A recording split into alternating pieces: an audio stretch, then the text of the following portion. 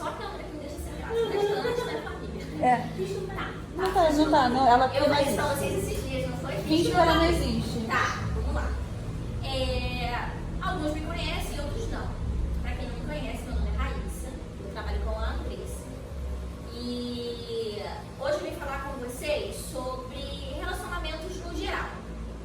Em específico, a questão do casamento, né? Porque eu não sou expert no assunto, mas eu tenho 20 anos, estou mais ou menos na idade, na faixa etária de vocês, de jovens, né?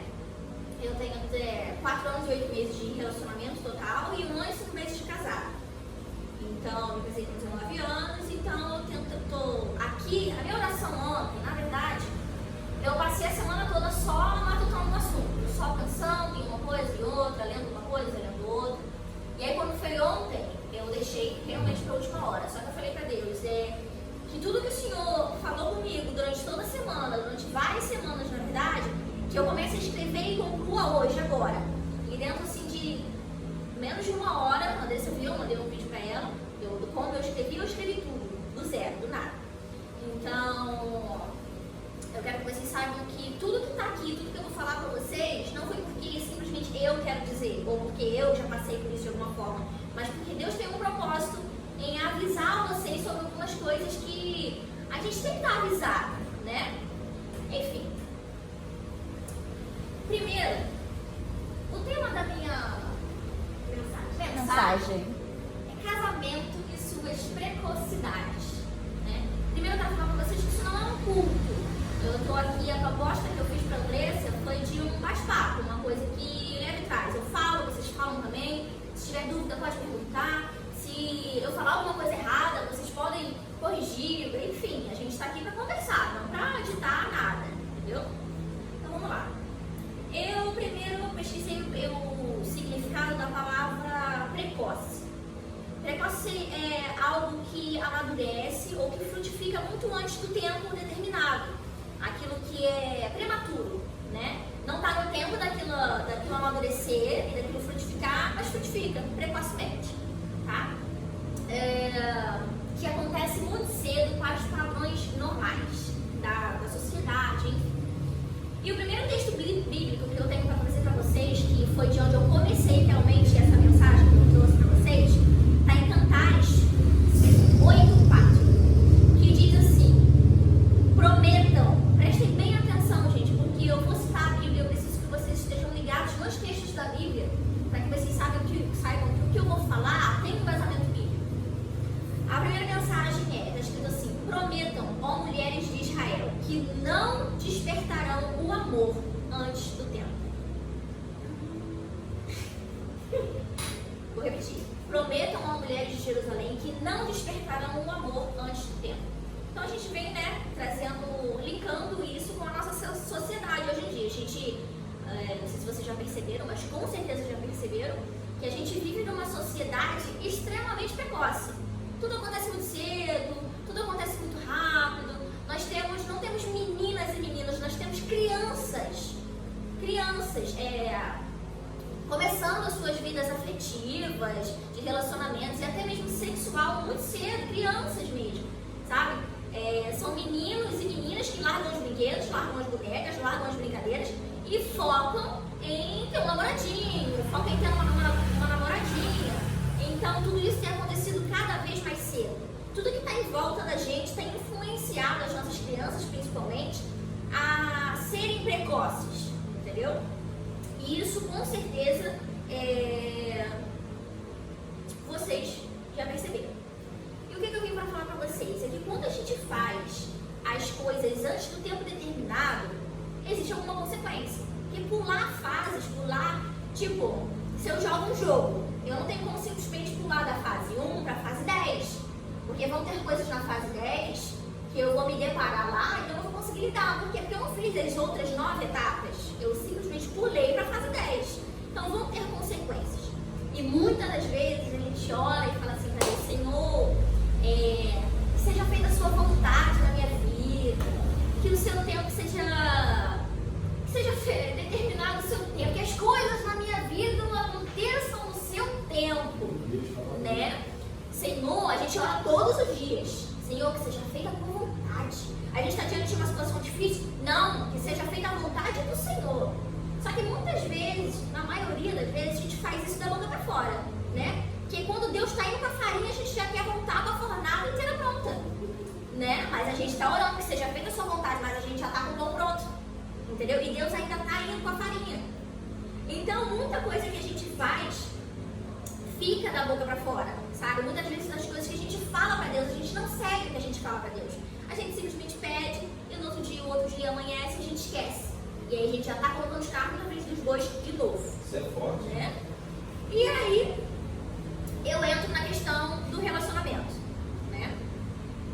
Toda vez agora que eu citar juventude, eu estarei falando da juventude de igreja na sua essência. Não vou estar mais falando de juventude jovens, estou falando da juventude da igreja. O que eu percebi ao longo de vários meses, de muito tempo, é que não é um problema daqui e dali, mas um problema da juventude cristã. Uma necessidade exacerbada de formar casal. Verdade isso. Forte. Se existe um grupo com meninos e meninas, forma casal. Vamos formar casal. Sabe por quê? Às vezes isso não é nem coisa nossa, né? Vamos incluir, isso não é nem coisa nossa. O que acontece? O nosso primeiro ciclo de socialização é na família. A socialização primária da gente acontece na família. Depois vem a escola, outros grupos como igreja, grupos sociais, enfim. Mas vamos falar da família. Isso começa, a gente está falando de uma coisa muito mais enraizada do que a gente imagina. Porque isso começa na família. Eu tenho lá um menino de, vamos supor, eu tenho um menino de 3 anos. Ele foi para a escola hoje e volta de tarde. Eu já pergunto para ele, e a menininha, tá namorando? Meu filho tá namorando. E a gente começa a brincar, né? E a gente começa a incentivar essa criança a achar que ele tem que arranjar uma namoradinha. E que a menina tem que ser a namoradinha. A gente acha bonito, olha minha filhinha, ai que legal. Só porque é criança, não quer dizer que seja inofensivo. Você já tá formando algo daquilo ali. Entendeu? Só que já forjando a mente da criança. Exatamente, por isso que é muito mais enraizado do que a gente imagina. Não tá no raso, tá no fundo, tá na família, tá em ensinar pais, tá em ensinar vocês que nós que seremos futuros pais, tá nisso, entendeu? Porque tudo começa no cerne, na origem de tudo. E aí depois a criança cresce, vai pra escolinha, vai pro ensino médio, vai pro ensino fundamental, vai pro ensino médio. E aí, vamos falar do grupo da escola. Já começa a surgir o quê? A pressão externa, né? Porque fulaninho tá namorando, eu já me sinto automaticamente pressionada a namorar. Porque fulaninho gosta de fulaninha, João gosta de Maria, eu me sinto pressionada a gostar de alguém. Porque os amigos começam a comentar, os amigos começam a falar sobre namoro, sobre como é isso, como é aquilo.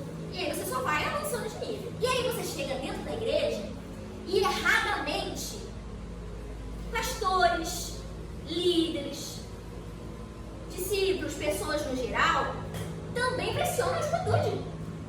Pra quê? Pra namorar. Pra formar casal. Não existe a necessidade disso. Não existe. Nada que acontece antes do tempo é bom. E aí a gente tem líderes de jovens, líder disso, líder daquilo, que se vê João sentado com Maria, porque João briga com Maria, porque João faz um estudo bíblico com Maria. Aí o povo começa o quê? A zoar. E aí, João? Fato. E você com Maria? E Maria, e você com João? Entendeu? Então existe uma necessidade, até mesmo da liderança da igreja, de que haja formação de casais antes do tempo. E para tudo na vida a gente precisa de um certo nível de maturidade, sabe? E por isso que eu falo para vocês que não é no raso, é no profundo, porque a gente mexe com pai, mãe, a gente mexe com vó, com tio, com avô, a gente mexe com escola, a gente mexe com líderes, a gente mexe com pastores que muitas vezes não têm entendimento. Eles simplesmente acham, o casamento é uma instituição de Deus, pronto, casa. E não é assim que funciona, entendeu? Não é mesmo. E aí, beleza. E aí, eu tava vendo um testemunho do pastor Luciano Subirá, vocês conhecem, né? Luciano Subirá. E ele tava falando que uma vez, ele sofreu um acidente de carro. E aí Deus livrou ele, claro, mas ele sofreu um acidente de carro, mas ele foi protegido por Deus. E aí ele começou a falar até pra Deus nas orações mesmo, Senhor, aquilo foi emboscada do inimigo, aquilo foi uma coisa do inimigo pra emboscar a vida, pra acabar com o ministério. E aí eu não entendi muito bem como é que foi a conexão do anjo que Deus mandou pra ele, Deus mandou um anjo para falar assim para ele. Falar para ele, fala para o Luciano, que realmente, esse acidente que aconteceu foi uma emboscada do inimigo para poder aniquilar o ministério dele, porque o inimigo sabe muito mais do seu propósito do que você mesmo, né? Então o inimigo tinha realmente o propósito, a intenção de barrar ele, queria matá-lo, né? Então Deus mandou falar através do anjo. Realmente foi o inimigo que emboscou isso para ele. Mas, porém, diga para ele também o porquê Deus o permitiu. E aí o anjo fala, porque o ministério dele estava crescendo muito mais rápido do que a capacidade dele de ser ensinado e tratado por Deus. Era só uma questão de tempo para que o ministério dele sucumbisse debaixo do peso do sucesso que ele iria alcançar. Aí a gente pega uma situação dessa e encaixa nisso que eu estou falando com vocês hoje. Deus não está colocando uma arma na tua cabeça, nem vai descer do céu, para te obrigar a casar ou a não casar, namorar ou a não namorar, né?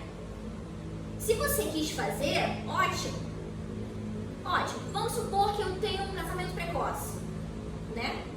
Deus vai permitir uma série de coisas na sua vida e no seu casamento, não por mal, mas porque quem ama, ensina. E Ele precisa que você aprenda. Verdade. Sabe? E aí, você vai se questionar, vai ficar se perguntando, meu Deus, por que eu? Por que comigo? Porque Deus precisa te ensinar algo que você teve a oportunidade de aprender antes e não quis.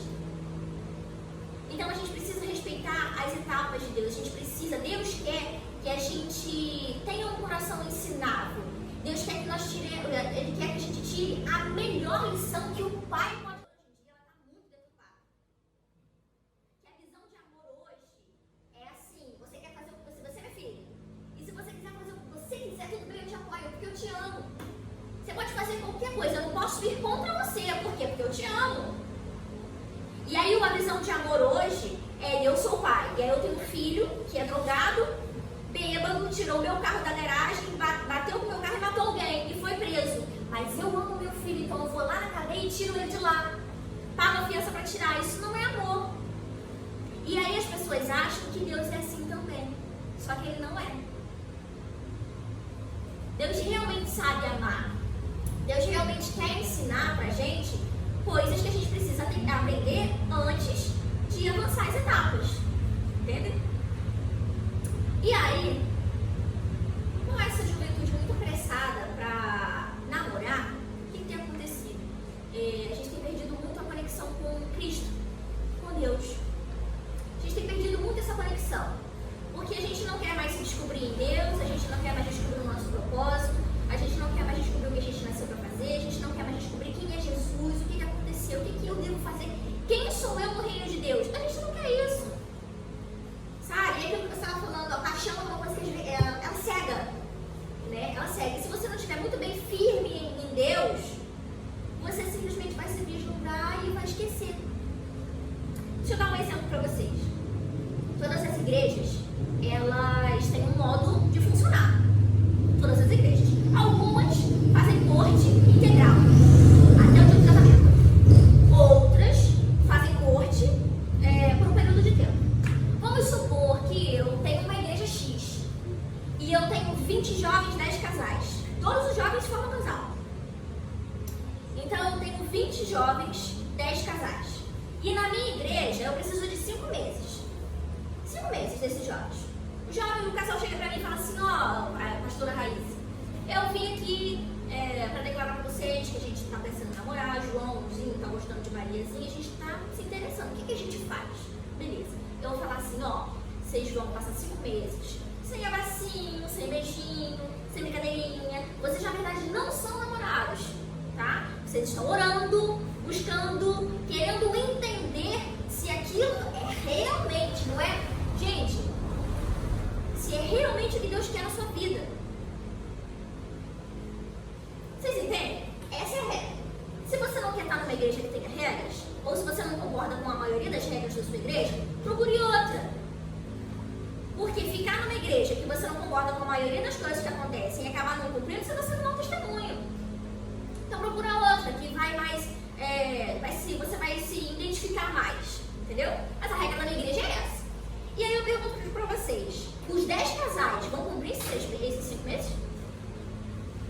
eles vão cumprir essas exigências? Não. Eu também acho que não. Deveriam. Mas não vão. Não vão. E aí o que acontece? 2 meses se passam e eles não aguentam mais que beijar, não mais beijam. Mas ninguém viu. Então tá tudo certo. Segundo vocês, tá tudo certo. Né? Porque a gente tem a mania de achar que se o outro não vê, tudo bem, mas esquece que Deus está vendo. E que ali diante do altar tu falou com o pastor. Não, pastor, a gente se compromete a cumprir esses 5 meses. A gente vai orar, a gente vai jejuar, a gente vai lutar para isso dar certo.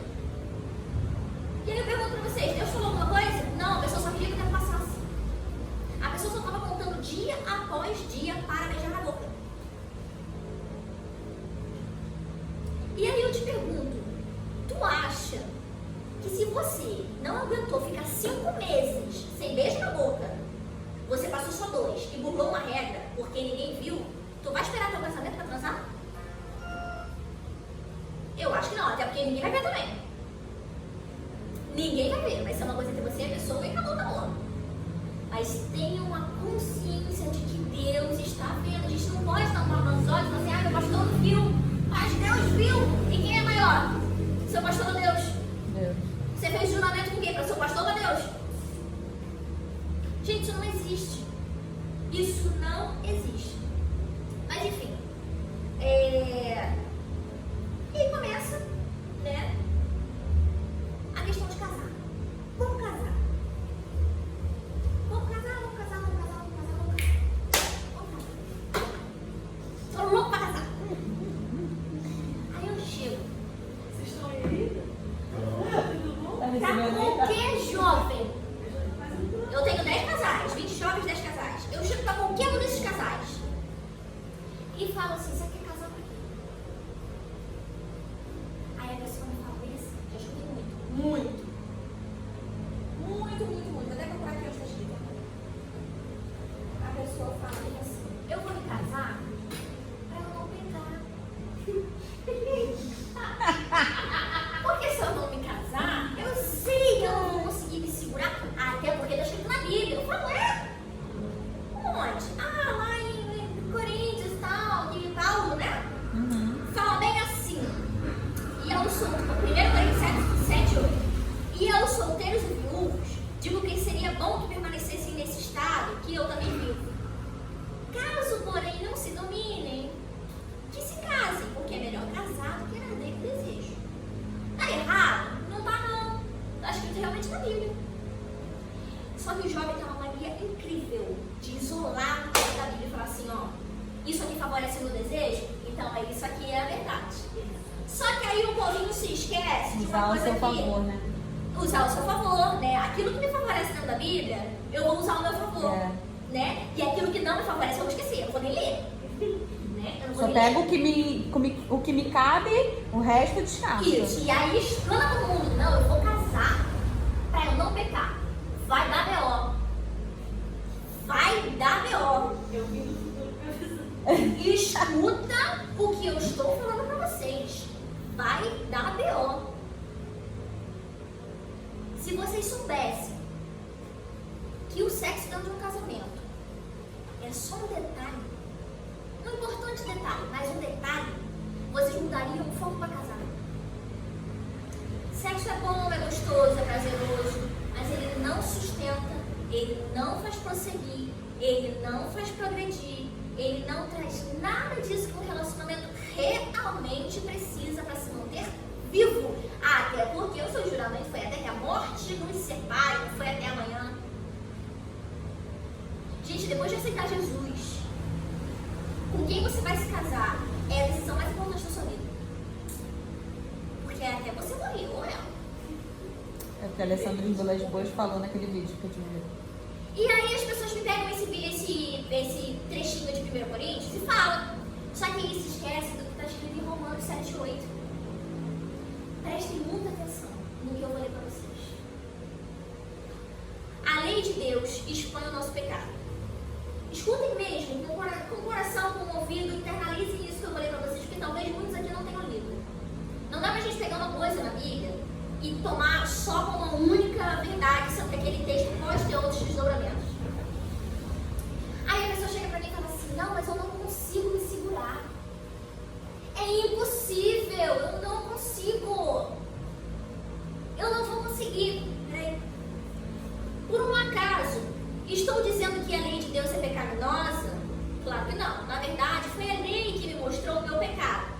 Eu jamais saberia que cobiçar é errado se a lei não me dissesse, não cobice. Mas o pecado usou esse mandamento para despertar dentro de mim todo tipo de desejo cobiçoso.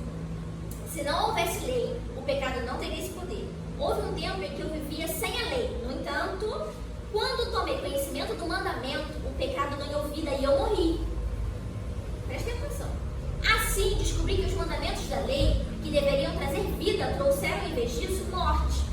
O pecado se aproveitou desses mandamentos e me enganou, e fez uso deles para me matar. Isso, porém, só demonstra que a lei em si é santa, e santos, justos e bons são os seus mandamentos. Mas então, a lei que é boa foi responsável pela minha morte? Claro que não. O pecado usou o que era bom para me condenar à morte. Vemos com isso que o pecado é terrível, usando os bons mandamentos de Deus para os próprios fins perversos. O problema não está na lei, pois ela é espiritual e boa. O problema está em mim, pois sou humano, escravo do pecado. Não entendo a mim mesmo, pois quero fazer o que é certo, mas não faço. Em vez disso, faço aquilo que eu odeio. Mas se eu sei o que é errado, isso mostra que eu concordo que a lei é boa. Portanto, não sou eu quem faz o que é errado, mas o pecado que habita em mim. E eu sei que em mim, isso é, em minha natureza humana, não há nada de bom, pois quero fazer o que é certo, mas não consigo. Quero fazer o bem, mas não faço. Não quero fazer o que é errado, mas ainda assim o faço. Então, se faço o que não quero, na verdade, não sou eu quem faz, mas o pecado que habita em mim. Assim descobri que a lei em minha vida, assim descobri esta lei em minha vida. Quando quero fazer o que é certo, percebo que o mal está presente em mim. Amo a lei de Deus de todo o coração, contudo, há outra lei dentro de mim que está em guerra com minha mente e me torna escravo do pecado que permanece dentro de mim. Como eu sou miserável. Quem me libertará desse corpo mortal dominado pelo pecado? Quem é que me libertará? Graças a Deus, a resposta está em Cristo Jesus, nosso Senhor. Na mente, quero de fato obedecer à lei de Deus, mas por causa da minha natureza humana, sou escravo do pecado. Aí vem o 8 e fala bem assim, ó. A vida do Espírito. Agora, portanto, já não há nenhuma condenação para os que vivem em Cristo Jesus. Pois em Cristo Jesus a lei do Espírito que dá vida os libertou da lei do pecado que leva à morte. A lei não era capaz de nos salvar por causa da fraqueza da nossa natureza humana. Por isso, Deus fez o que a lei era incapaz de fazer ao enviar o seu Filho na semelhança de nossa natureza humana, pecaminosa, e apresentá-lo como sacrifício pelo nosso pecado. E com isso, declarou o fim do domínio do pecado sobre nós. De modo que agora nós não seguimos mais a nossa natureza humana, mas o Espírito. Possamos cumprir as justas exigências da lei. Então o jovem que chega para mim e fala de 1 Coríntios, mas não leu Romanos 7 e 8, cara, não é possível. Quando Jesus estava em toda a viagem missionária dele, aquela coisa de entregar e tudo mais e tal, Jesus quis ir para Samaria. Ele quis ir para Samaria. Só que os samaritanos não queriam Jesus lá. Eles não queriam. E eles expulsaram Jesus de Samaria. Correto? E aí os discípulos ficaram chateados, né, com aquele pessoal que expulsou Jesus e perguntam assim: Senhor, o Senhor quer que a gente ore e mande cair fogo do céu para consumir esse pessoal que expulsou o Senhor? E aí Jesus repreende eles e fala assim: por um acaso vocês não sabem de que espírito são? Porque o Filho do Homem não veio para matar nem destruir, ele veio para salvar. E aí quando o jovem me fala que ele não consegue aguentar, eu pergunto para o jovem: você se esqueceu de que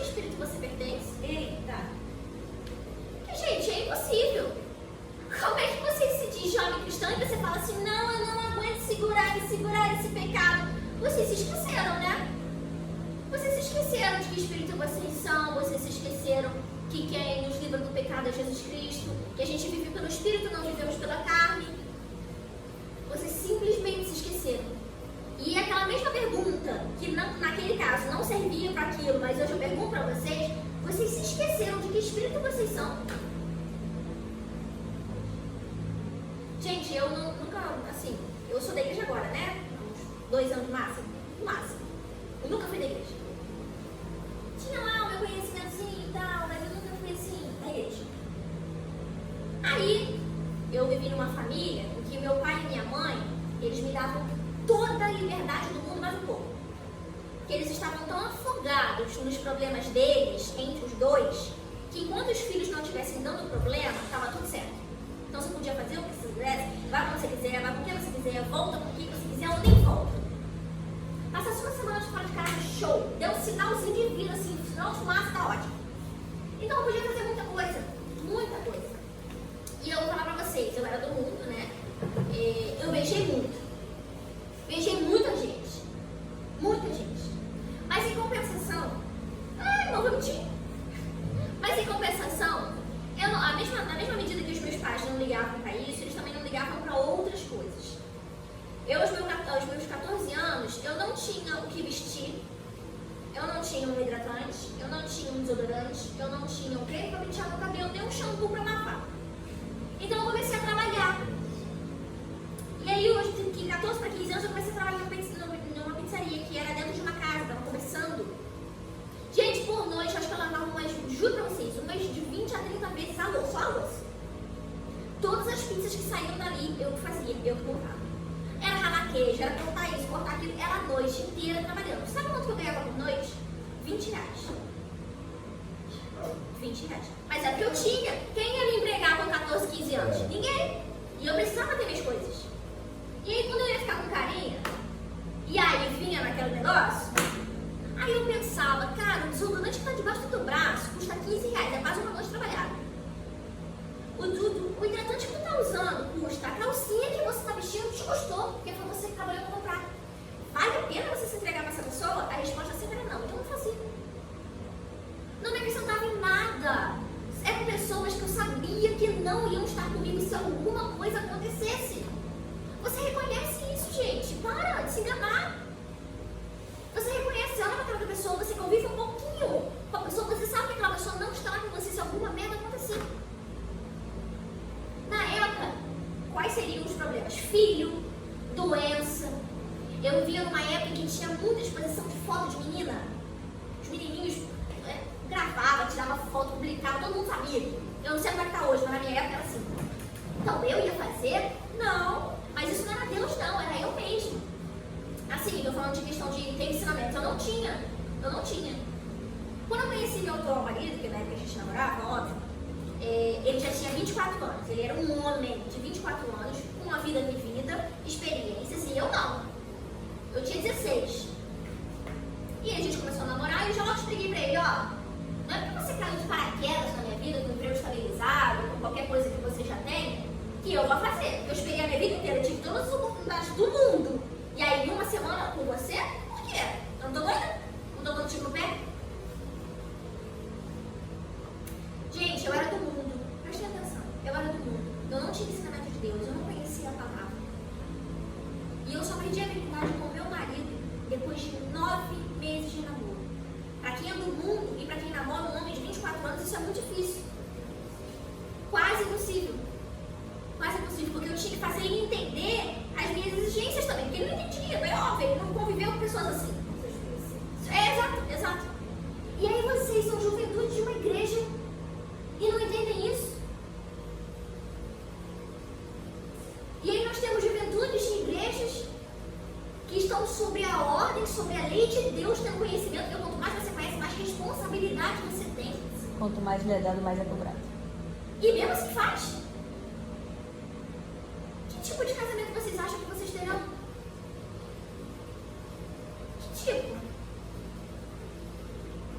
Gente, pensem muito bem antes de casar. Analisem a pessoa que vocês estão casando. Namora. Eu não sou contra o namoro, não, no momento certo. Mas também não sou a favor de casamento em 3 meses, 2 meses. 3 anos e 3 meses de relacionamento e vou te falar, terminei de conhecer meu marido já casada. Que a gente não conhece a pessoa que está do seu lado 100%. Vire para Deus e ao invés de falar assim para Deus, Senhor, ó Deus, mande-me o príncipe pra cá. Vai chegar o cavalo. Se chegar um cavalo, se não chegar um jeguinho bonito. Exato. Senhor, manda-me o príncipe encantado, o varão de Deus ungido, o óleo transbordará sobre a cabeça dele. Ele vai te Senhor, mandar prova. Senhor, manda-me a pessoa, a mulher certa, a mulher sábia de titular. Para com isso. Aí você é errado. Mas sabe o que Deus faz? Na verdade, Deus nem se mete muito nessas coisas. Eu acredito que Deus não cria João para Maria. Nem Maria para João. Eu não acredito nisso. Nesse lance de que Deus te cria para você. Eu particularmente não acredito. Muda a sua oração. Ao invés de perguntar para pedir para Deus, Senhor, traga a minha pessoa perfeita. Fala para Deus, Senhor, faça de mim a pessoa certa. Forte. Faz de mim uma pessoa que esteja apta, treinada em ser fiel, em ser amigo, em ser mestre em companheirismo. Sabe? Que a pessoa que o Senhor trouxer a mim, que nós tenhamos uma intimidade aflorada, porque intimidade não é sexo. Intimidade é você olhar para a pessoa e saber pela cara dela o que ela está sentindo. Verdade. É você olhar para ela e saber dentro da alma dela o que tem. Isso é intimidade. Gente, sexo é só detalhe. Só detalhe. Ai, mas como é que eu vou saber? As pessoas certas. Quando você se torna a pessoa certa, você tem valores, você tem princípios de Deus. E o diabo se levanta contra mim e manda uma seta. Quando você... Cara, presta atenção. Quando você é a pessoa certa, você reconhece quem é errado. Verdade. Tanto quanto quando você é o certo, você reconhece quem é certo. Para com isso de querer deixar a coisa mirabolantemente espiritualizada. Assuma a sua responsabilidade. Às vezes o demônio nem está fazendo nada. Ele só está vendo você se estrepar. Só tá aqui, ó. Isso aí, show. Nem fiz nada. Muda a oração de vocês, Senhor, que eu seja a pessoa certa. O que eu posso dizer? Pode falar. Alguém manda mensagem. Eu vi uma pregação, uma palavra essa semana. Pode falar cai dentro disso total que você falou. Aham. A diferença entre, se eu não me engano, acho que foi Anderson que colocou no status dele, um amigo estava. Ele colocou a diferença entre Davi e Adão. Foi que Davi reconheceu o erro dele e Adão tentou colocar no próximo. Foi. Real. Total, eu não sei o que você está falando. Total. Você tá entendendo? Ele, tipo, hoje a gente decide botar a culpa em tudo no inimigo. Tudo culpa do diabo, é tudo culpa dele. O diabo, às vezes, foi É o diabo. Você é o inimigo. Aconteceu alguma coisa errada. Não, é o diabo se levantando. Gente, quando você assume o seu posicionamento e a sua responsabilidade diante de Deus, quando você se torna a pessoa certa, você reconhece quem são e quem não são. Não existe essa de um demônio, um diabo vai mandar cordeiro em pedra, sei lá, lobo em pedra de cordeiro. Gente, você vai descobrir que é o lobo. Para com isso, porque a pessoa não vai ter os mesmos princípios. A pessoa não vai ter a mesma moral. O Espírito Santo vai aqui, ó.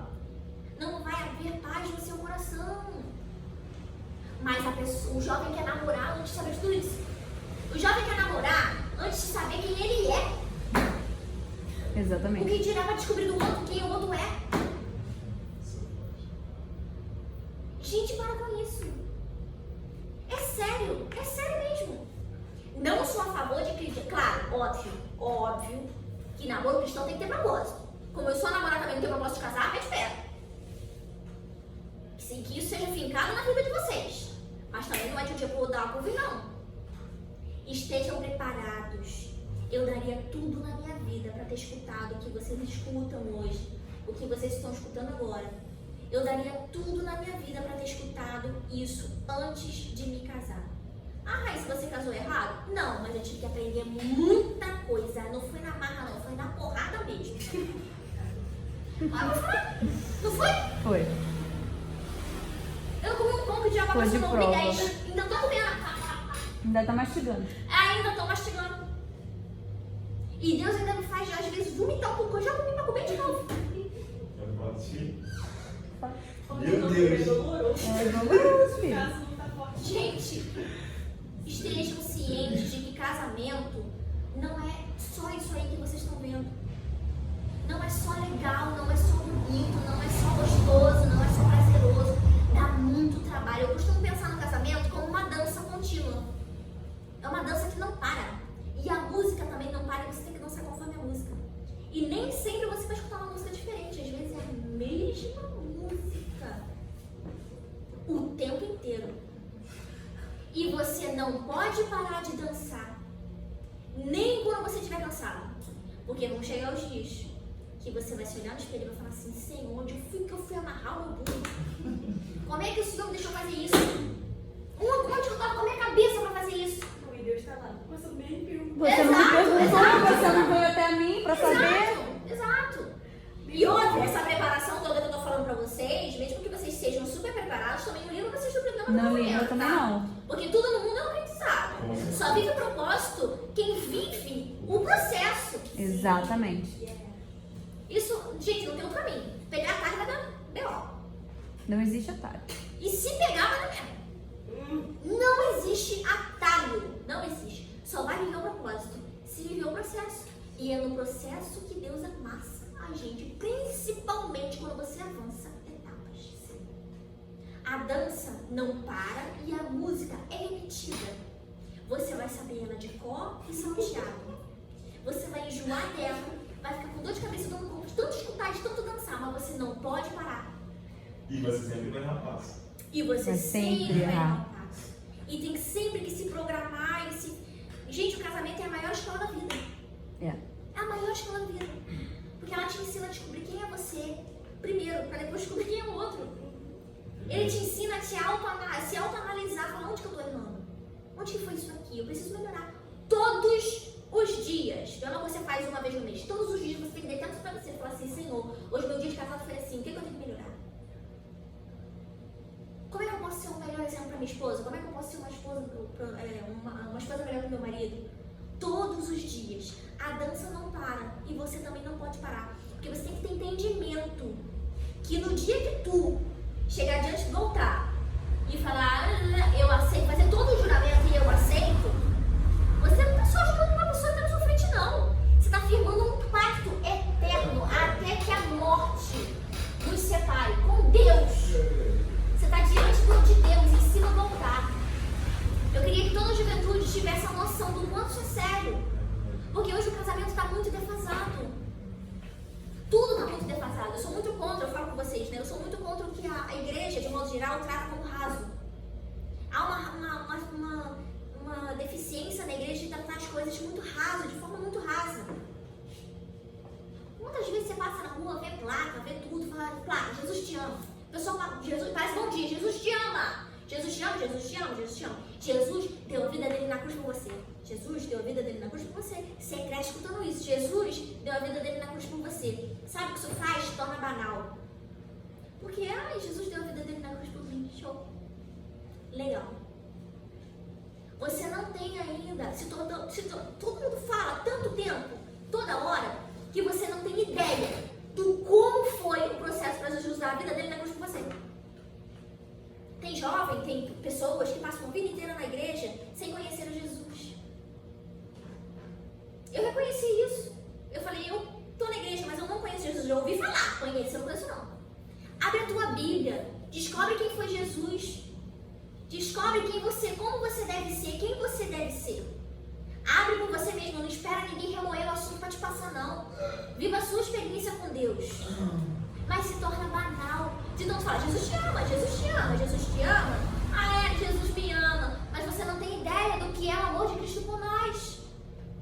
Por quê? Porque você não foi ler, porque você não foi buscar, porque você não foi condicionado a entender. A mesma coisa é sexo antes do casamento.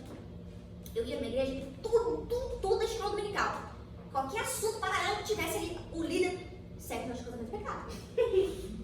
Sexo antes do casamento é pecado? Sexo antes do casamento é pecado, pecado, pecado, pecado, pecado. Sabe o que se tornou? Banal. É pecado. Aí você pergunta por quê? Seu corpo é o templo do Espírito Santo. Show. Acabou por aí.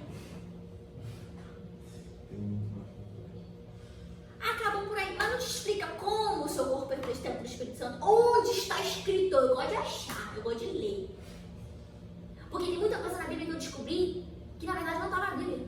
Estava só no senso comum do povo, da sociedade.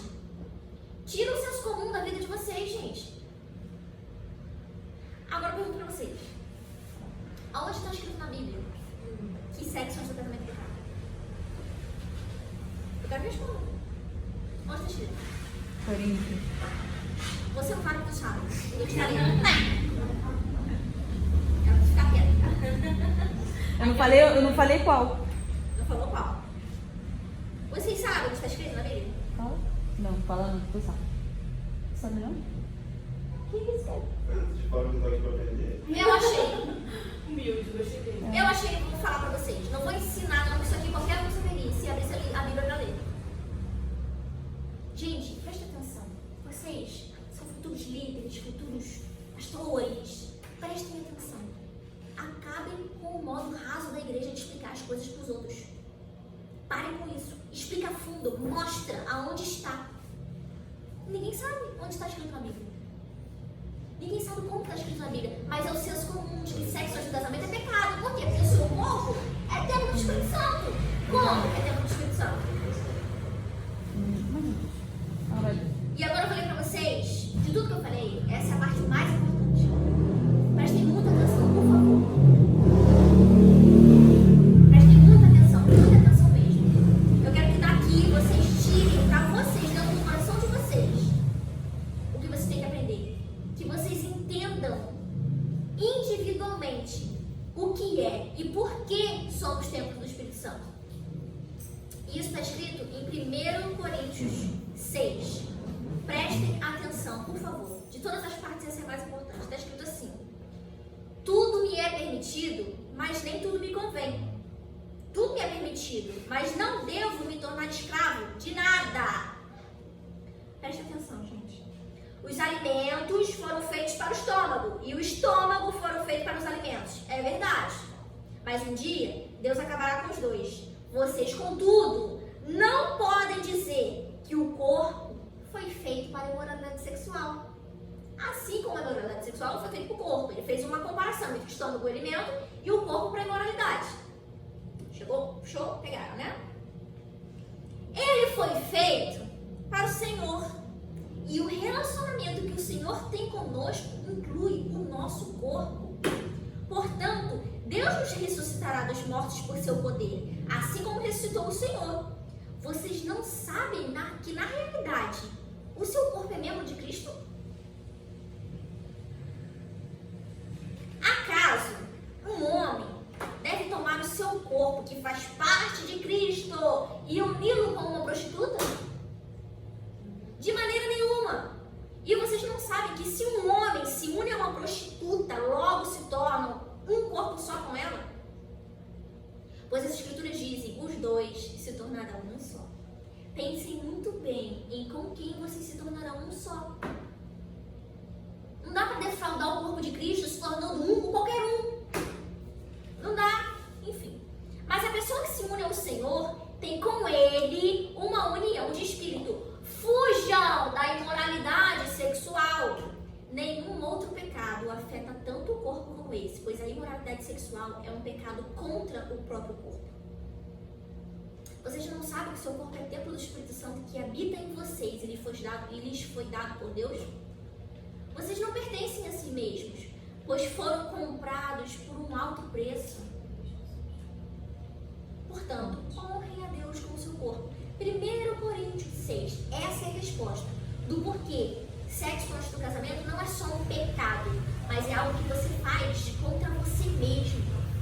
Uma afronta contra o corpo de Cristo. Viola o corpo de Cristo. Viola o corpo de Cristo.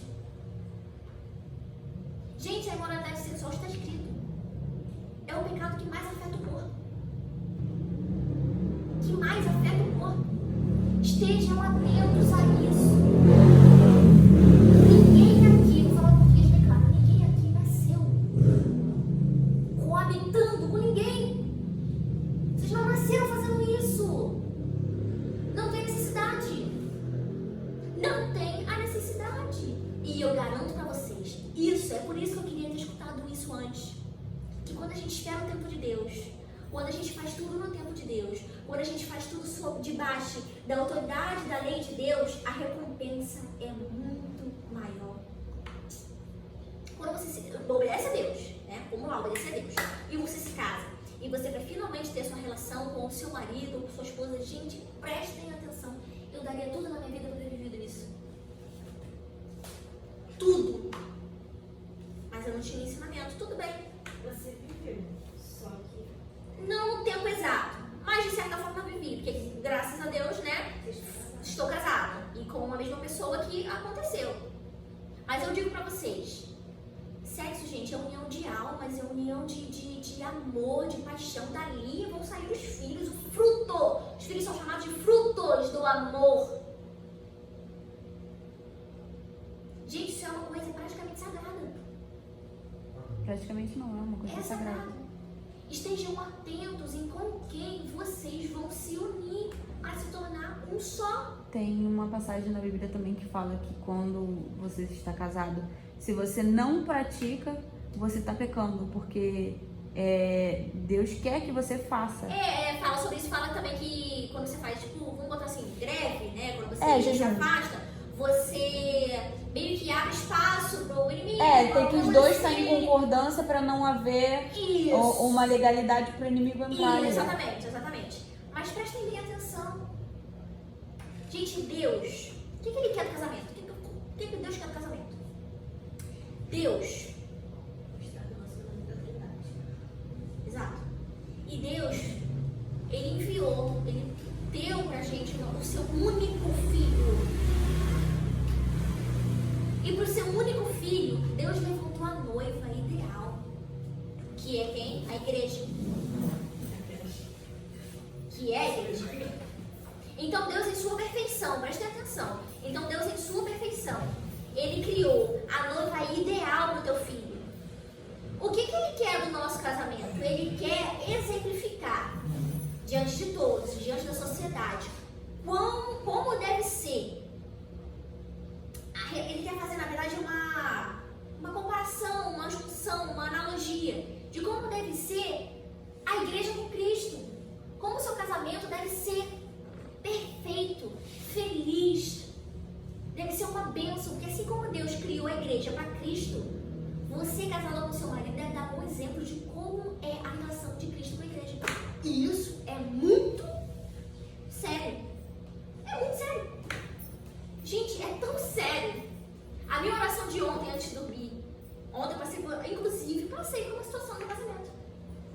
E eu chorando à noite, eu falei pra Deus, eu só quero que amanhã, eu não quero passar nada de, meu Deus, ensinamento, eu sou, erudita. Não, eu só quero que vocês entendam que é muito sério.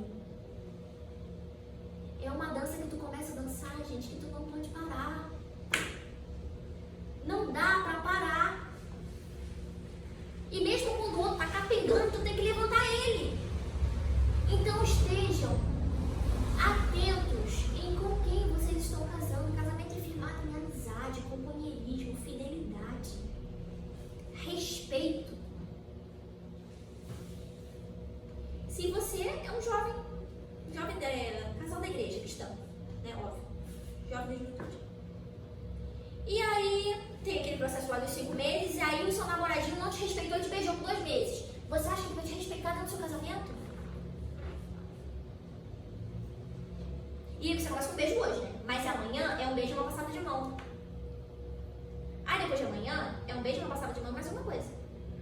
E daqui a 3, 4 vezes já é um ato. Porque ninguém começa roubando milhões. Eu, pra virar uma ladra, eu começo a roubar 10 sapatos. Começo a roubar uma coisa que todo mundo acha que é normal, pra mim é ridículo. Bombom na Americana. Eu roubei banana no mercado. Eu vou pra me tornar uma ladra, né? Eu começo a roubar o bombom da Americana.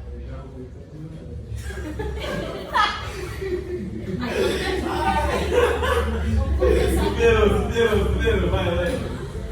E depois eu tô roubando 10 centavos de alguém.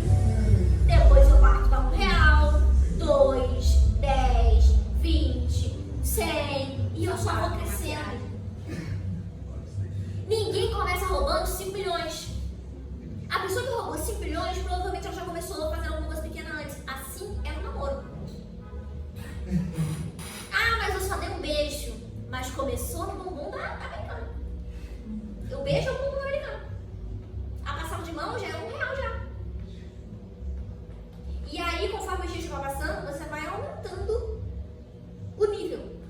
sua própria defraudação, né? Da sua própria defraudação. Porque você acha que você tá safo, tá tranquilo, mas é contigo mesmo. E acredito que é melhor não saber do que saber. E hoje vocês sabem. E será cobrado. E será cobrado, claro. Boa sorte. Gente, a gente tá falando de família. Família, pra mim, é a personificação de Deus na Terra. O Pai, o Filho e o Espírito Santo. A gente tá falando de família. Quando você casa pra formar uma família. Você terá filhos. Você terá frutos daquilo ali. Você vai ter uma vida pra viver com essa pessoa. Você não precisa se apressar pra começar. Não precisa se apressar. Você vai viver a vida até que a morte separe. Verdade. Até enjoar. Até enjoar. É aquilo que eu te falo, né? A música às vezes é repetida. E tu tem que dançar. E aí você vai gerar frutos. Você vai gerar filhos. Você vai gerar frutos de uma vida inteira. E isso é muito sério, gente, diante de Deus. Não dá pra gente formar relacionamentos líquidos, relacionamentos descartáveis. Chega pra Deus, aquilo que eu falei pra vocês. Chega pra Deus e fala, Senhor, faça de mim a pessoa certa. Tem medo? Tem uma coisa pra te dizer. Esse mundo anda muito assustador, a gente precisa ser corajoso. A gente precisa enfrentar esse mundo e falar, é isso mesmo, eu sou aqui, esse aqui em Deus e acabou. Verdade. O mundo tá assustador demais pra você ficar assustado, você tem que ser corajoso. Fala mesmo pra Deus, Senhor, vai estar no processo agora pra não ter processo depois. Exatamente. Exato. Já diz Gente, a palavra. é muito mais fácil. É muito mais fácil a gente aprender antes de. Fala. É interessante isso que você falou. Eu tava outro dia falando com Deus e tal. Uhum. E Pode falar que eu vou escutar. nesse mesmo dia eu assisti. Gente, eu falo muito sobre as coisas que eu gosto e tal. Aí eu assisti a live do Thales, Roberto. Uhum. E ele tava falando uma coisa que é interessante. Ele falou assim, perguntaram pra ele assim, o cara que tava entrevistando ele, Thales, jovens hoje que querem um dia atingir um nível que você atingiu para toda uma geração. Um cara que foi instrumento de Deus chave para virar uma nova geração na área da música, uma nova realidade e tal, para a música cristã, ou então até mesmo para qualquer área da sua vida. Qual é a oração que você indicaria para eles? Ele pegou e falou, peça a Deus que você vive um processo hoje, para não viver ele dolorosamente amanhã. Aí isso tudo que você falou agora, foi tipo, porque foi aí que ele falou que ele viveu, tipo, eu não vivi o processo antes. Sim. Então o peso do sucesso me fez com que eu vivesse o processo depois do que eu já tinha alcançado. Então, tipo, é interessante isso aí que você está falando, principalmente para a gente que hoje está caminhando para construir um futuro, uma família, um casamento, e para a gente que pretende fazer isso um dia. Uhum. Por quê? É a mesma coisa que eu falei. Porque hoje a gente está tendo a oportunidade de ganhar um conhecimento que é totalmente válido para aquilo que a gente vai viver amanhã. Uhum. E essa oportunidade está sendo entregue para que a gente possa viver amanhã um relacionamento, um casamento de fato bem sucedido. Sim. Porque hoje o que está sendo passado para a gente é trabalhar o alicerce para que quando a estrutura chegar, ela já está preparada para aguentar. Exato. Então, gente, espero que isso tenha escrito de vocês. Eu estou recebendo, estou apanhando, mas estou gostando. Até porque quando a Bíblia fala, né, de que a gente. Eu não sei em parte da Bíblia, gente, não estou nesse nível ainda, mas a Bíblia fala em algum momento de tipo da gente não construir a nossa casa sobre areia. Sobre areia. Né? Mas construir sobre a rocha inabalável que Jesus é. Quando a Bíblia fala sobre construir a nossa casa sobre a rocha inabalável, ali está falando de princípios. Sim. A gente está falando de princípios. Então não é realmente uma pedra que você constrói sua casa em cima. Não, é princípios, porque o alicerce da nossa vida são os princípios de Deus. São as leis, são os mandamentos, são tudo que a gente deve seguir, honrar e honrar. Sabe? E aquilo que eu falei pra vocês, Deus criou a igreja para Cristo e criou o casamento para nós. Honre a Deus no seu casamento. Honre a Deus no seu casamento. Não só no casamento, mas no namoro, em todas as etapas. Sim, em todas as etapas. Estejam preparados. Eu não vim aqui dizer pra vocês que casamento é horrível. Não, é maravilhoso, é lindo. É difícil, mas é maravilhoso. É muito legal mesmo estar casado. Mas não é brincadeira. Não é brincadeira.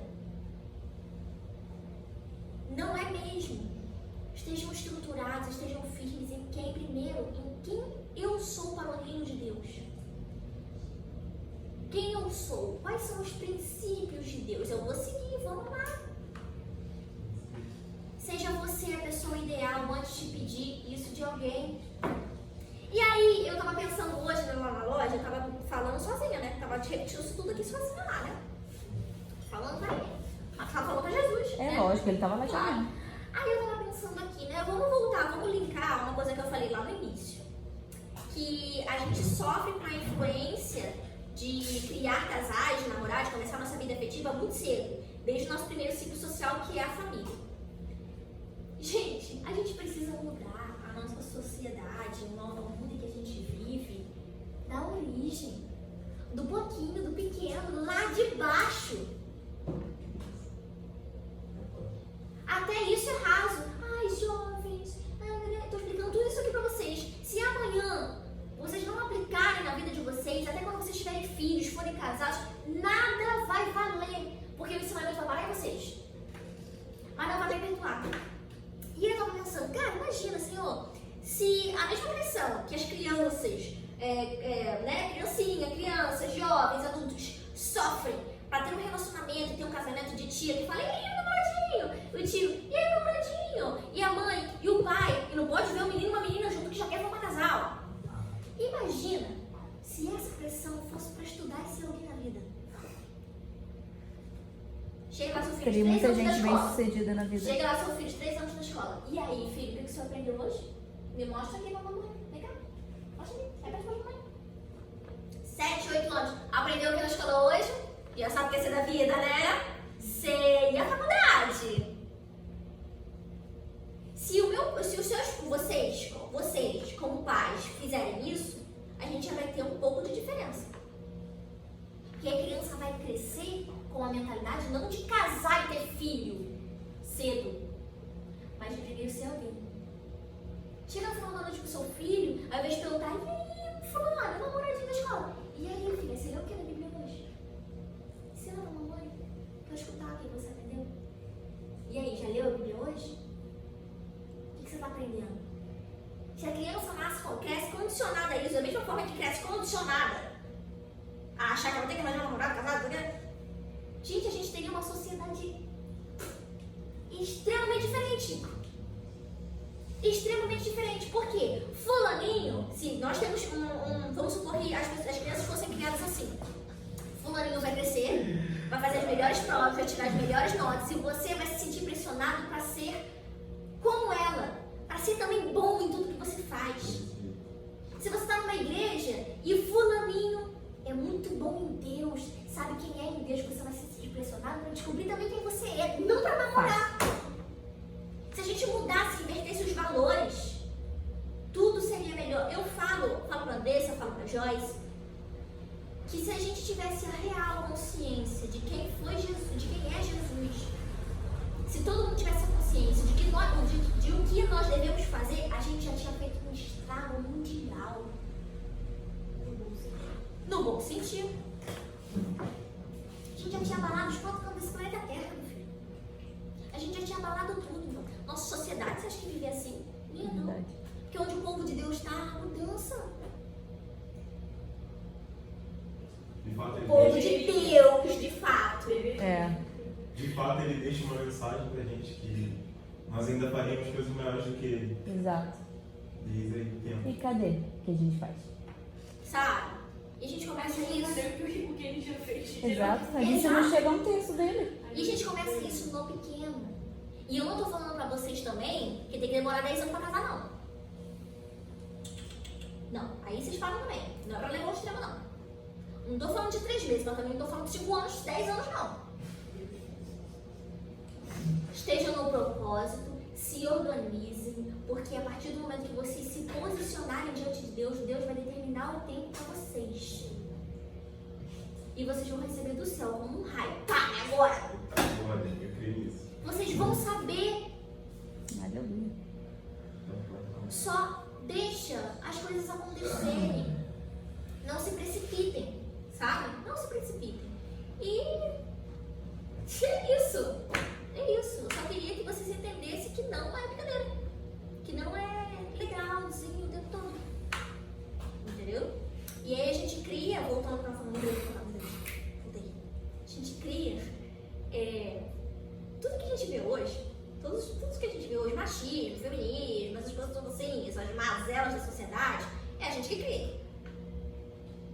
É a gente que cria. Mas o problema com isso da precocidade da juventude é isso. Por que seu casamento pode ser fracassado? Por vários motivos, mas eu vou te falar um. Quando você condiciona o jovem a pensar em namorar, casar rápido, você não conhece a pessoa que está casando. E um dos motivos fundamentais pelo qual a igreja criou a ferramenta desse período de oração e tudo mais é que nesse período você vai ver ninguém. Até quem é você mesmo. Verdade. Porque quem quiser esperar, quem estiver disposto a esperar, vai esperar. Quem não tiver, vai ralar. Senhor, muito obrigada. Porque o Senhor... Me livrou. Exato, porque o Senhor me mostrou. Eu não tô aqui nos 5 meses para orar para pedir isso? Ótimo. Graças a Deus. Só que a gente não faz isso, né? A gente condiciona a juventude a ser assim, a ser acelerado. E aí quando casa, quem vão se conhecer? E é aquilo que você falou, de que a gente tem convicções, né? Antes de casar, a gente tem planos, a gente tem projetos, a gente não aceita, foi mais ou menos isso que eu escutei. Suponhamos, eu não aceito que gritem comigo. Depois que eu caso, eu casei para a paixão. Então a coisa que vem é a paz que acabou. Né? Aí eu caso, aí eu vou descobrir que meu marido grita comigo. E aí? Então fazer o quê? Vai falar, ó Deus, vou separar aqui porque ele grita comigo. Vou separar porque ele virou mudo. Não virou não, ele já estava ali. Você que não prestou atenção. Em vez de conhecer, você estava lá querendo Ai, Senhor, mas apressar o ela é espaço. assim, assado. Ela não é, ela sempre foi. Você que não quis ver. Porque eu esfreguei na sua cara e você não quis. Não adianta. Vai dar muito ruim em ponta de faca. E aí você tem, talvez, maridos agressivos que você não sabia. Por quê? Porque você não passou por experiência, você não tem convivência com a pessoa. E você está tão abafada diante daquilo. E meninas, fala uma coisa pra vocês. Deus não quer, não é plano de Deus na vida de vocês. Prestem atenção. Hã? Preguiçoso em sua obra. Não é plano da vida, não é plano de Deus na vida de vocês. Que vocês vivam um relacionamento abusivo. Então prestem atenção em com quem vocês vão se unir. Eu sou pastor. Meu marido me bateu, pastora.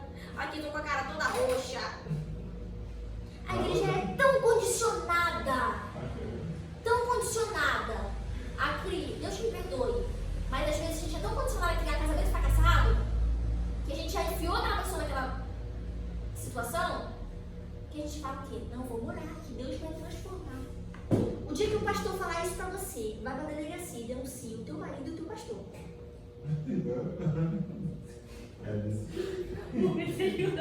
Danilo. Sabe aquela história que eu falei pra vocês? Do pai que vai lá na cadeia pagar a fiança do filho? Isso não é amor.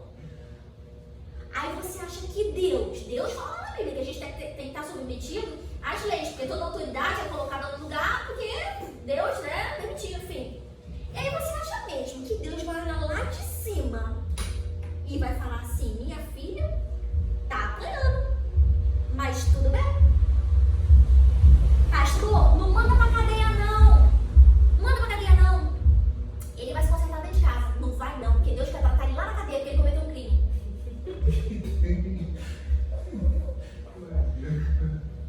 O filho que o pai soltou, drogado, bêbado, vai fazer a mesma coisa. O marido que tu não denunciou, hoje te deu um tapa, amanhã um soco, depois de amanhã ele te mata. Nenhuma mulher é morta, prestem atenção. Nenhuma mulher é morta, do nada. Nenhum marido chega, aponta uma arma, morreu. Não. Antes ela levou um tapa. Tenha certeza disso. Ela levou um puxão de cabelo. Agressões verbais. Ela levou foram agressões verbais, um empurrão. E ela foi se levando naquilo ali. Às vezes chega numa igreja, não, minha filha, vamos orar nada. Vamos agir. Vamos agir. Porque é melhor, ainda assim, é melhor um casal separado do que uma mulher morta. Vocês, futuras pastoras, prestem atenção nisso. É melhor uma filha divorciada do que morta. É melhor você testemunhar um divórcio do que um sepultamento. Porque você não agiu. Porque ela veio te pedir socorro e você não ajudou. Vamos orar. Deus não quer tratar criminoso dentro da sua casa. Deus quer ensinar o criminoso lá onde ele tem que estar. Deus não vai dar gente lá na cadeia. Mas Deus não vai soltar assim não, gente. Ele precisa te ensinar. Porque se ele te soltar, você vai fazer a mesma coisa. Alguma consequência tem que ter do seu mau ato. Para que você aprenda. Aí o teu marido te bate e tu acha que ele vai ser reconstruído, revitalizado milagrosamente dentro da sua casa. Que você tenha fé. Mas eu não acredito nisso. Eu acredito que Deus tem algum propósito com ele lá na cadeia. E talvez até com o seu pastor. Não sejam coniventes com isso. Deus não quer isso pra você. Deus não quer ver a filha dele apanhando. A filha dele sendo esculachada, humilhada. Por isso, prestem atenção com quem vocês casarão. Ai, é um lobo em pele de cordeiro porque você não foi a pessoa certa. E justamente por você não ser a pessoa certa, você não soube reconhecer a pessoa certa. E aí você tá nessa situação. Mas já entramos, né? Então vamos resolver.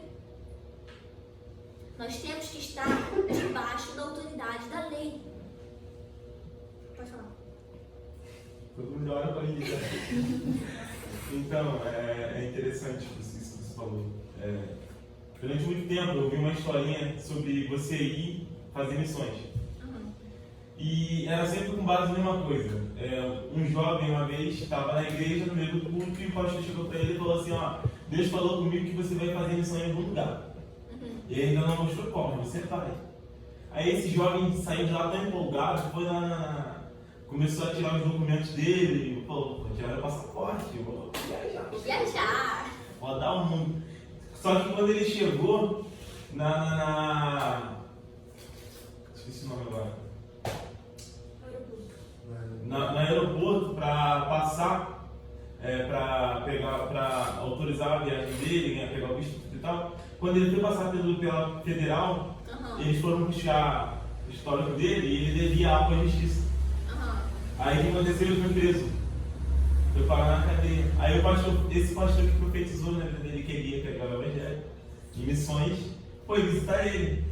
E a história conta que ele virou para o pastor e falou, poxa pastor, o que eu estou fazendo nesse lugar? O que eu estou fazendo aqui? Eu sei que está fugindo um pouco da visão, mas só para vai encaixar no final. E tal. Então ele pegou e falou assim, porque há um propósito para você aqui dentro. Se Deus nos enviou em missões, faça missões aqui dentro. E é interessante uma coisa que você falou. Já voltando para o lado dos homens, porque eu já que graças a Deus isso daí vai ser postado, então eu tenho certeza que alguém vai ouvir isso e vai tocar no coração dessa pessoa. Nós devemos entender que quando Deus entrega uma mulher ou uma pessoa para a gente cuidar, Ele nos dá a seguinte missão: amá-la como Cristo amou a igreja. Exato. Então, se isso se define você entregar a sua vida, você não deve tirá-la. Cristo fez o quê? Entregou a vida dele pela igreja, então nós devemos entregar e não tirar. Então isso é muito interessante, porque foi o que você falou. Eu vivi a vida inteira com a minha mãe vivendo relacionamentos abusivos, onde várias vezes eu me meti e acabei me machucando no meio da situação. E vi várias vezes ela ir na delegacia denunciar e a justiça dar uma medida de 100 metros para ela e depois ela voltar a se relacionar com aquele cara. Então entendam vocês homens que devemos valorizar as mulheres, entendam vocês mulheres que têm que se valorizar. Simplesmente isso, porque é dentro disso aí que você está falando. Não só no casamento, mas no namoro. Se o cara chegar e encostar em você, te dá um empurrão, cara, sai fora. Esse cara não tem nem amor à vida dele, quanto mais a sua.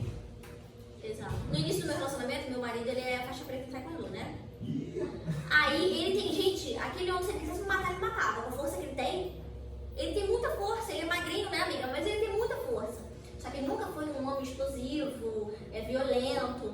Só que teve uma situação que nunca mais se repetiu. Uma situação. No meu namoro, que a gente estava na porta, assim, e aí eu queria defender, ele queria brigar com o cachorro, basicamente isso. Ele queria brigar com o cachorro, que tinha feito alguma coisa que eu não me lembro, e eu queria defender o cachorro. Só que ele não queria que eu desse, assim, moral pro cachorro, né? E aí ele só fez assim, sai daqui, me empurrou com o braço, assim, sabe? Sai daqui, tipo, não fala com ele. Nunca mais ele repetiu isso. Eu falei, quando você tiver alguma coisa contra mim, quando você estiver irritado comigo, é pra falar, não encosta em mim não. Nós somos 3 meninas, eu nunca levei um tapa do meu pai, não é? Nunca levei um tapa do meu pai. Aí eu vou casar pra levar um tapa de homem. Porque hoje é um empurrão. Porque aí eu dou legalidade pra ele me empurrar quando ele estiver irritado, mas amanhã ele vai me dar um tapa. Começa lá no bumbum da americana, depois vai pro real. A mesma história. Conversei com ele, não encosta em mim. Tá irritado. Não, fica longe de mim, não encosta em mim. Eu não sou sua propriedade. Não existe esse negócio de propriedade. Simplesmente se acalme e vamos conversar. Nunca mais se repetiu, nem empurrão, nem dedo, empurrão, nada. Nada. Porque o mal tem que ser cortado pela raiz, entendeu? Tem muita mulher morrendo por aí, isso é uma questão séria da nossa sociedade. E muito homem que prega no púlpito, tá? Tá matando a esposa. Tá dentro da igreja, não mata a esposa. Vocês estão vendo como isso é muito mais enraizado do que a gente imagina? É muito mais sério, muito mais complexo do que a gente imagina. Muito, muito, muito mais. Alguém mais tem alguma coisa pra falar? Alguma pergunta? Diego? Não? Tá ali só no telefone. Não tô só ouvindo. De fato, sim, muito bom. Legal o que você falou, bacana. Tudo que você falou aí desde do início, né? Mas assim, eu no meu caso, não sei no caso dos demais, eu escuto isso desde pequeno. Desde pequeno. Desde sempre escuto isso, né? Sobre homens, sobre amor, né? Porque a gente vê muito dentro de igreja é euforia. Sim. Euforia, momento, né? Esse momento. A palavra amor, ela não precisa de complemento, só amar. Essa é o chute dele. E também não é Ele é um um sentimento. verbo, ele é um verbo, se você fizer o cumprimento que você pergunta, né? Vou deixar o chute só amar, né? Então, o jovem ensina ele entender realmente o que é amor, de fato, assim, ele vai dar início, tudo, sabe? E quando a gente não deixa, em casa, dentro de casa, realmente a gente não vê muitos jovens hoje, dentro de igreja, eles vêm para a igreja para se sentir melhor, porque eles não têm um amor dentro de casa. Sim. E tal. E no meu caso foi diferente, eu sempre tive um amor dentro de casa, pai, mãe e tal, me amaram muito. Então eu aprendi ali, né? Então o amor foi sempre contínuo ali na minha vida, ali, sempre foi presente. Para você realmente poder amar alguém, você tem que entender que o amor, você tem que se amar para se amar ao próximo. Sim. E entender e enxergar o ponto de vista da outra pessoa, não simplesmente virar as portas e ir embora, sabe? Eu acho que hoje a gente vive uma coisa muito superficial. Falar que amar é muito simples, falar que amar está numa atitude, amar você está no escutar, sabe?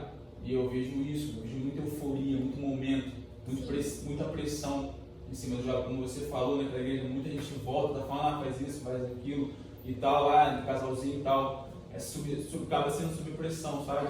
É espontâneo, você não vive isso. Não. E a paixão, a questão do ali, só de olhar. Por isso o tempo de conhecimento é essencial. Você conhecer a pessoa, namoro é tempo de conhecimento. E é assim, muito bom, realmente. Isso não significa, né, que vocês não devam namorar. O namoro é um processo de conhecimento. Namoro é processo. Namoro é um processo de conhecimento. Mas pensem pra namorar. Tem que ser a pessoa certa pra achar a pessoa certa. Porque o namoro tem que ter um propósito. Não dá pra você simplesmente namorar qualquer um. Não. Esse processo. Seja uma pessoa certa. Ache que a pessoa que é compatível com você. Porque você vai saber reconhecer quando você se tornar a pessoa certa. Namore essa pessoa. Desfrute do tempo e santidade. Tempo e santidade. O que é que eu falei pra vocês, né? Jovem que fala pra mim que quer casar pra não pecar, já tá pecando. Exato, tá casando pelo motivo errado. Tá casando pelo motivo errado. E vai dar murro em ponta de faca, porque Deus não tarda. Ele é pai, ele ama, ele vai querer te ensinar. Ele não vai deixar você passar a sua vida sem te ensinar.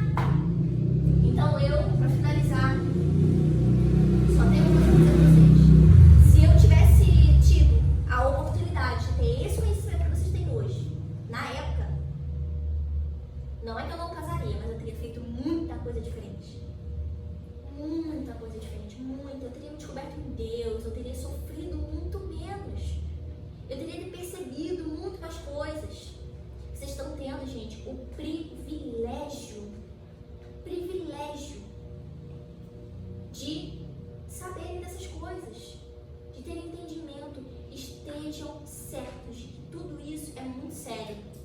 E nós jovens temos a mania de levar as coisas muito no corriqueiro. Nada a ver, nada disso. É muito sério. Gravem isso na mente e no coração de vocês. Depois de aceitar Jesus, a pessoa com quem você vai casar e o seu casamento é a decisão mais importante da sua vida. Então pensem muito bem, saibam que não é fácil, mas é lindo, mas não é fácil, não é o conto de fadas que a gente está condicionado a ver a vida inteira, né? E é isso, simplesmente se preocupem em não em achar a pessoa certa, mas serem a pessoa certa.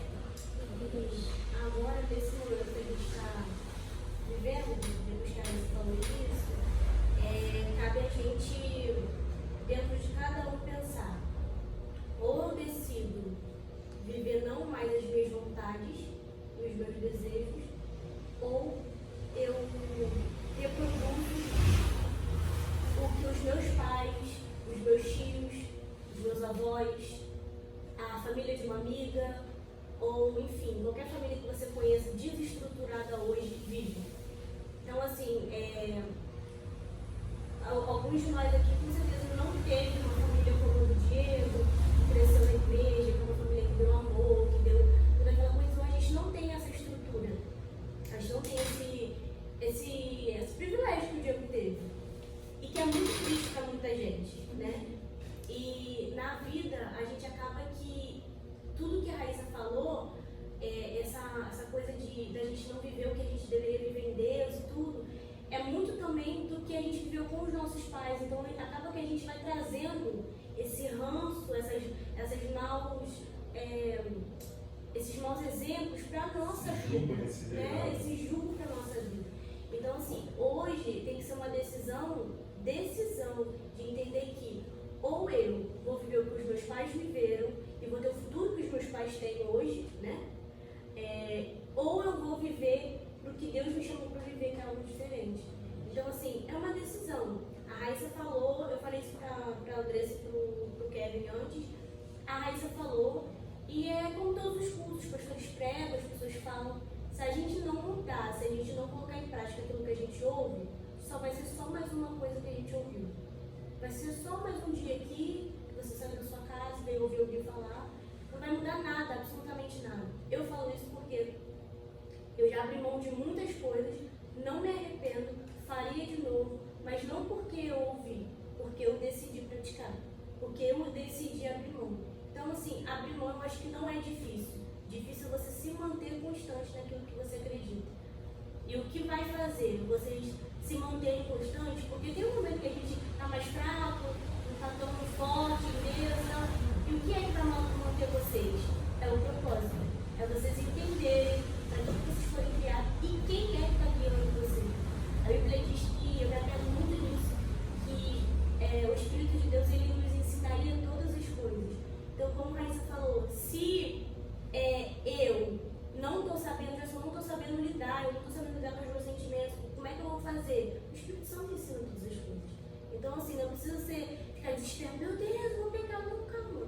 Só senta, conversa com o Espírito Santo que está alguma coisa errada, eu não estou conseguindo controlar, e é o Senhor que controla tudo em mim, o que está acontecendo? Vamos conversar. É realmente se abrir, ser sincero, né? Abrir seu coração. Ele sabe já o que passa dentro do coração de cada um.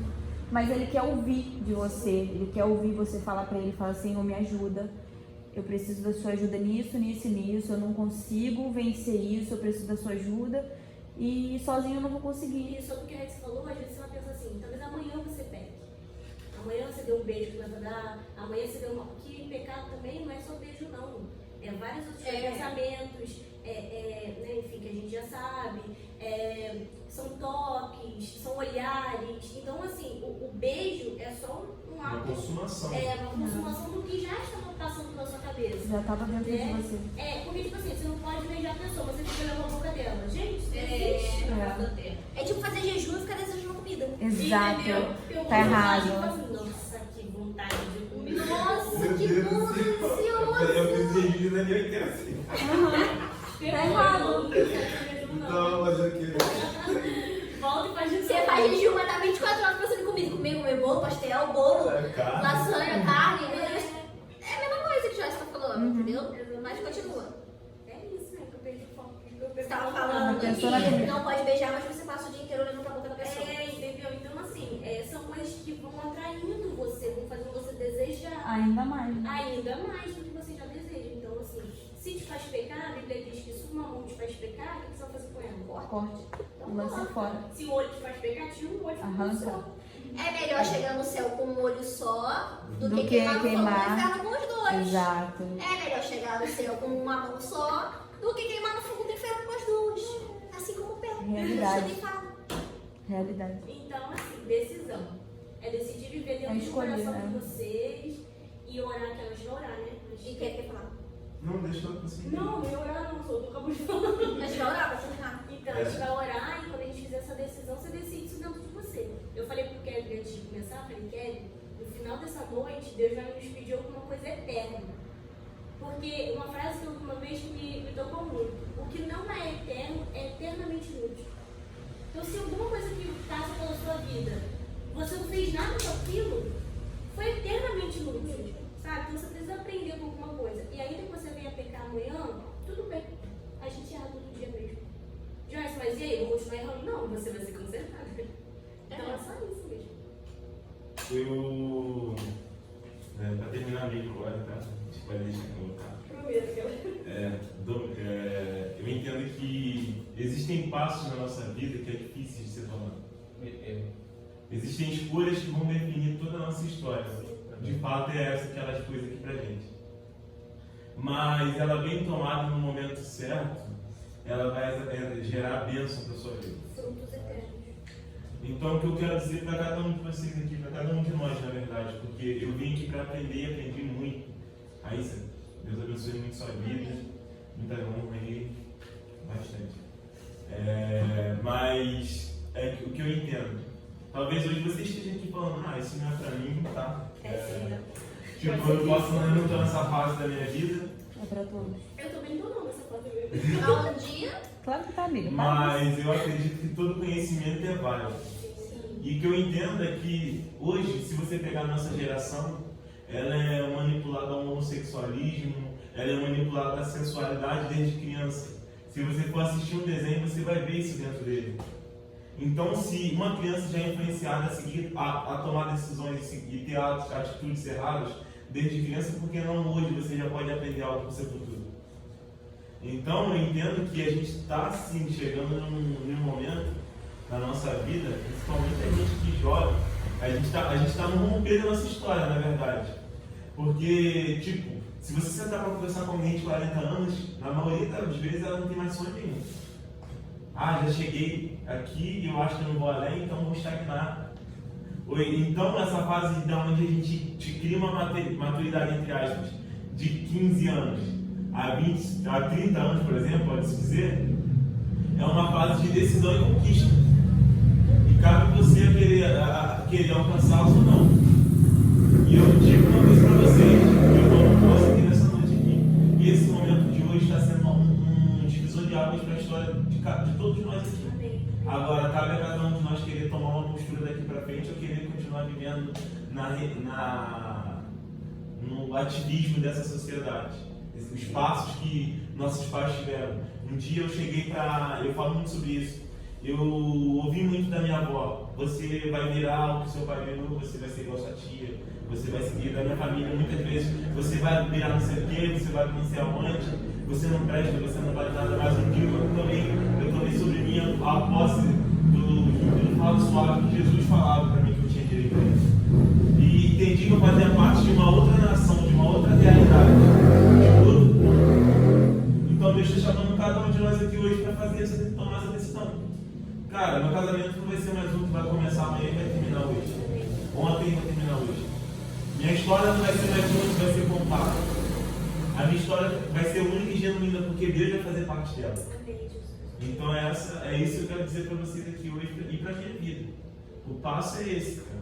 Entregar aquilo que você acha que te atrapalha, aquilo que você acha não, aquilo que você sabe que te atrapalha, para que você possa romper na sua vida e atingir aquilo que você sonha em Deus. E é isso. Não teve o amor de um pai, de uma mãe? Cara, Cristo está oferecendo amor de graça há muito tempo. Verdade. E tipo, Ele tá aí disponível. e de fato, o amor ágape, que é o único que é incondicional de verdade. E uma coisa que eu vou dizer para vocês, hoje aqui, seja o pai que você não teve, seja a mãe que você não teve. Amém. É isso. Meninas, se vocês têm alguma pergunta, alguma dúvida? Não? Você lá de trás, que eu não esqueci o nome. Danilo. Você tem alguma pergunta, alguma dúvida? E demorou. Ih, de certeza não, hein? É, Não tem, tem certeza? Pode falar. Fala, Danilo. Fala, Danilo.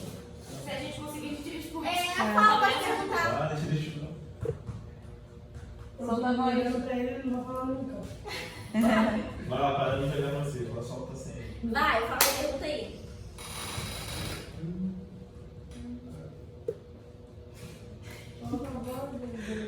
Fala aí, mano. Entendeu? Tem certeza? Sarinha? Não? Sarinha, já dormiu, já acordou, eu tô certinho. Vai ser explicar com ela. Ah, escutou tudinho, né? Mas depois, se você tiver alguma Pergunte coisa, ao pastor. pergunte lá, sei lá, se você não quiser falar. Tem certeza? Conseguiu absorver bem o que foi Gente, a falado? gente tá entre jovens. Se vocês sentem vergonha, É, de conversar com a gente. Você é maior que? Olha, eu já admiro gente que é maior que eu, 12 anos. mas a gente tá entre jovens, a gente tá entre a nossa família, entendeu? Se eu tenho vergonha de falar na frente de vocês, isso não faz sentido. Se a Andressa tem vergonha de falar na frente de vocês, não faz sentido, não vai com vocês o tempo inteiro. Sabe? Então, se vocês quiserem fazer alguma pergunta, façam, que não tem problema. Tá? Mas, A gente deveria ter tido essa conversa logo depois da diferença entre o amor e a paixão. Ah, eu não lembro desse dia, eu tava olhando. Ia cair Ia cair certinho. Total. Foi uma bomba. mas vamos encerrar? Sim. É. Fechado então. Fechado.